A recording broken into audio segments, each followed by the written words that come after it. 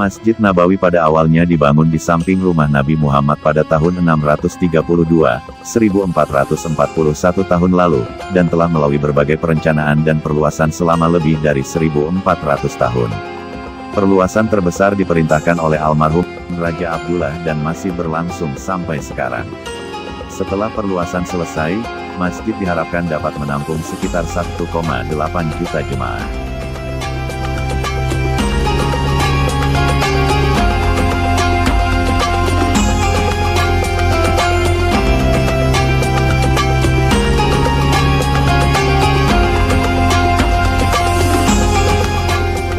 ...235 unit payung raksasa di halaman Masjid Nabawi ini setiap harinya dibuka setelah selesai jamaah sholat subuh.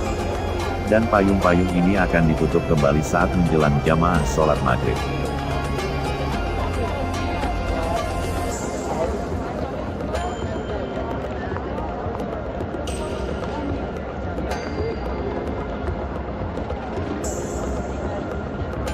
Payung raksasa berukuran lebar 25 meter dan tinggi 20 meter di tagar Masjid Nabawi ini dibuat dengan kerjasama perusahaan Jerman dan Jepang.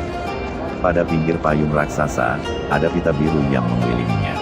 Pita itu terbuat dari material khusus, di mana si pita bisa membuat suhu di bawahnya turun 8 derajat Celcius secara otomatis. Di tengah suhu sekitar yang bisa mencapai 45 derajat, tak heran banyak jamaah yang senang berlindung di bawah payung-payung itu.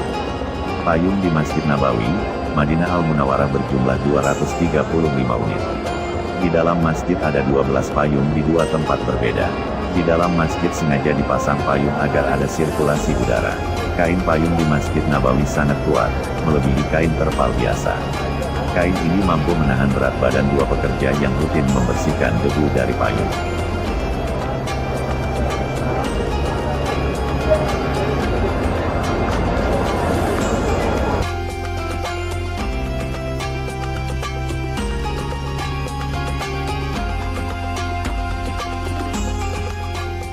Melalui pintu masuk masjid ini kita bisa melihat raudah dan makam Nabi Muhammad SAW.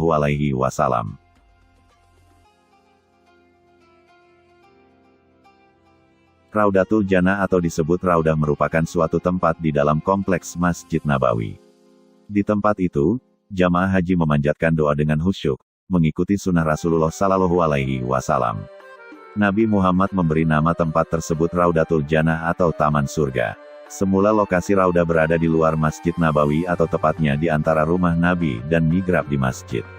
Namun seiring perluasan Masjid Nabawi yang telah dilakukan beberapa kali, lokasi itu saat ini berada di dalam masjid.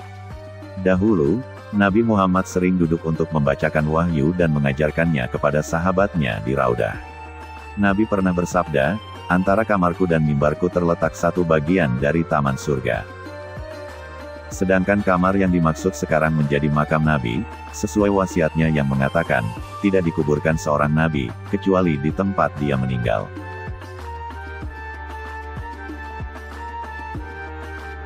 Masjid Nabawi merupakan masjid terbesar kedua di dunia setelah Masjidil Haram di Mekah dengan kapasitas 1 juta jamaah. Rasulullah mendirikan masjid ini saat hijrah ke Madinah.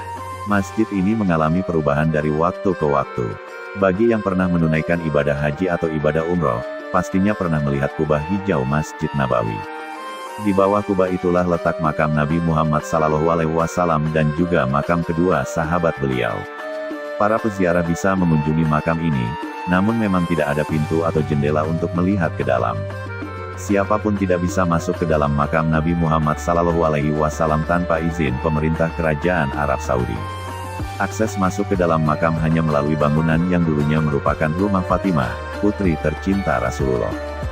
Biasanya para peziarah hanya bisa melihat ada dinding yang menutupi makam Nabi Muhammad SAW.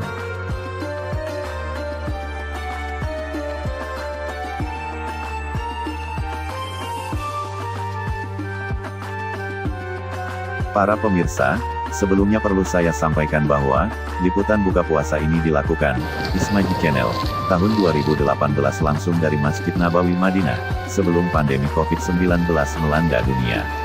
Selepas jamaah sholat asar sudah mulai kelihatan kesibukan persiapan buka puasa di dalam maupun di luar Masjid Nabawi. Buka puasa atau iftar ini bisa diikuti jamaah dengan jumlah sampai ratusan ribu orang setiap hari di bulan Ramadan. Buka puasa disediakan oleh masyarakat Madinah dengan berlomba-lomba. Yang di dalam masjid disiapkan berbagai minuman jus, sugut, teh, kopi, air zam-zam, buah-buahan, korma, bermacam roti dan kue. Khusus untuk yang di halaman masjid diizinkan menyediakan nasi kebuli dan semacamnya. Alasannya, karena di halaman tidak beralaskan karpet, maka akan mudah dibersihkan ceceran makanan oleh petugas kebersihan.